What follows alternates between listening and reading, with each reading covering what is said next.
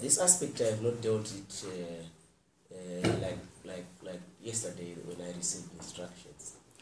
We dealt with the aspect of demolitions in 2014. Yes. Fortunately or unfortunately, it was also in February. So it's probably the winds of February that's are going on. So we did obtain a judgment from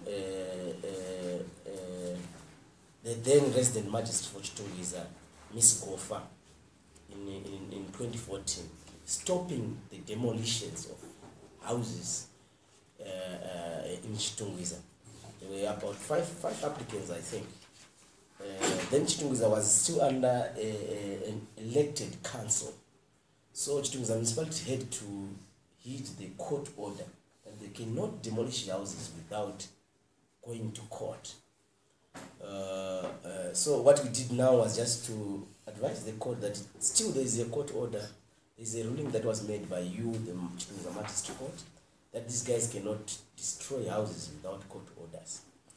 So we have obtained a court order stopping the demolitions. Fortunately, now Chitungwiza is being run by an acting town clerk who is a lawyer, I think. Yes, I hope they are going to heed the court orders and listen to what the court says. We have got a new constitution and everyone knows that in terms of that constitution, demolitions of houses are not supposed to proceed without a court order. The court has to look at all issues relevant to an issue before it issues or it authorizes a municipality or anyone for that matter to demolish houses. In this aspect, I've always said that a house is not built overnight. It takes serious levels, from ground level to the roof level to every other level. And Chitungwiza municipality was ignoring this whole process of development of houses, but only to wait for the rainy season to then start to evict people that would be generally seriously gross, inhumane, and unlawful. This is what the aspect that the Constitution is trying to protect. And also it's coming from Operation Mlambachwina.